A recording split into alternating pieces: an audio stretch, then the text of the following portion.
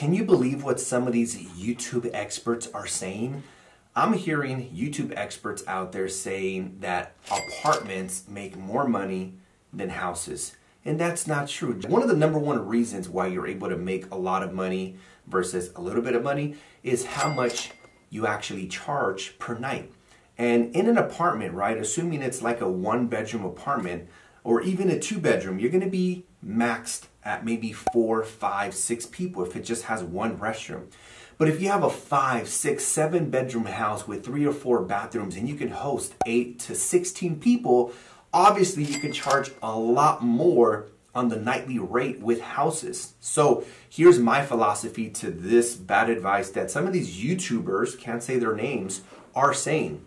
If you have the additional capital, it makes way more sense to start with a house because yes, it's going to cost more money, but it's going to make you way more money in the long run. Now, if you are strapped on cash and your capital is limited and you are unable to access more capital, then my philosophy is do what you can with what you have where you are. You can definitely start with an apartment and then build yourself up to working on houses, right? Like if all you have is $7,000 to $12,000 to pay for the first month deposit and furniture, assuming you are doing Airbnb arbitrage, then yes, go ahead and start with an apartment and then reinvest your capital into the larger properties where you can host more people, maybe properties that have more amenities like a pool, a jacuzzi, a game room, maybe even a larger space where you can have small gatherings, just no parties, right? These larger properties are going to allow you to make more money. I remember back in 2016 when one of my best friends got married, he booked an Airbnb for his wedding. He booked it for 2 days. It had a massive backyard and it was away from bedrooms. So it was actually a property where they would host events, but it was a residential property. My friend paid $3,000 a night for a Friday and for a Saturday.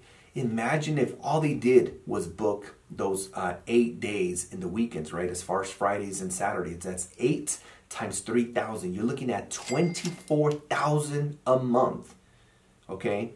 In annual revenue, that's what, over almost $300,000 a year from one property, only Fridays and Saturdays. We're not even talking about the other 5 days of the week.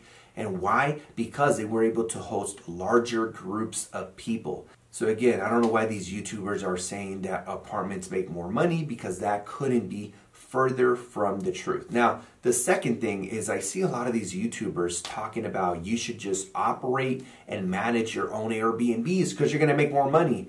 And that's just not true. Now, I do believe that you should manage your own Airbnbs for the first 3 to 5 properties so you can really get that experience yourself. But after 5 units, you want to delegate and build a team. You want to delegate to Elevate. You want to get a virtual assistant on Upwork.com that already has experience managing Airbnbs and doing all the communications. And then you want to hire a manager that can manage all of your listings, because the reason you got into entrepreneurship was 2 things. Number one, you want to get freedom. You want to get your time and your life back so that you can do more of the things that you enjoy with the people you love, whether it's traveling the world or giving back to a nonprofit or being involved in your church, whatever it is. And you can't do that in a job. You can only do that in a business. So the only way to get your time back is to delegate to Elevate, is to hire a manager, operator, and hire a virtual assistant that can manage the business for you.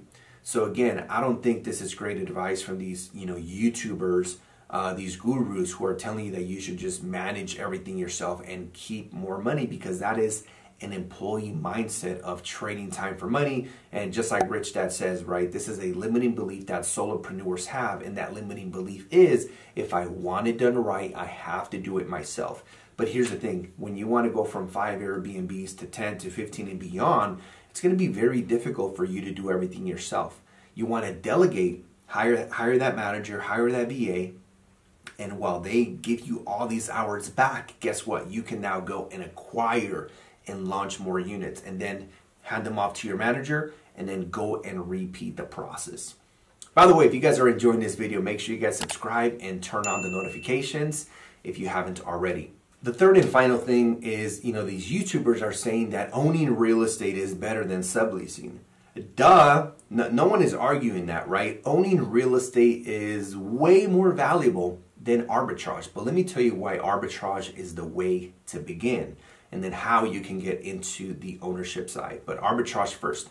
Back in 2018, 2019, I was already out of the rat race, right? I got out of the rat race in 2017 when I launched my first 4 Airbnbs on properties that I already owned, started making over 6 figures, and boom, I was out of the rat race, never needed a 9 to 5 again.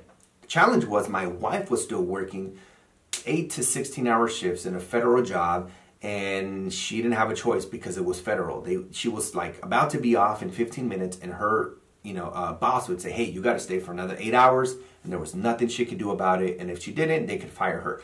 So my goal was to replace her 9 to 5, and I knew based on my calculations and revenue and profits that I needed 3 Airbnbs to replace her 9 to 5. And guess what, guys? Back in 2018, 19, I did not have the capital to put 20% down, closing costs, furniture, renovations, and to do that with 3 properties. You're talking hundreds and hundreds of thousands of dollars. And so I learned about Airbnb arbitrage and figured out that I can make the same amount of profit without owning the real estate. And I was going to make all the cash flow, and the cash flow, which is the monthly profit, is exactly what I needed to replace my wife's 9 to 5. And that's exactly how we got her out of the rat race. So yes, owning the real estate is always going to be a million times better.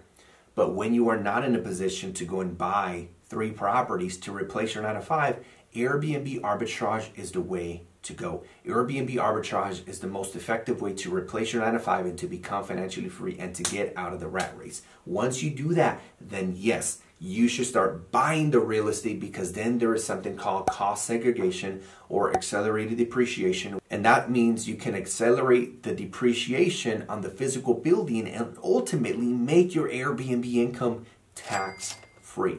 If you guys want me to make more videos on this topic of accelerated depreciation and how to make your Airbnb income tax-free, please let me know in the comments down below. Before you guys go anywhere, make sure you guys like this video and check out one of my other videos here, and I'll see you guys on the next one. Peace.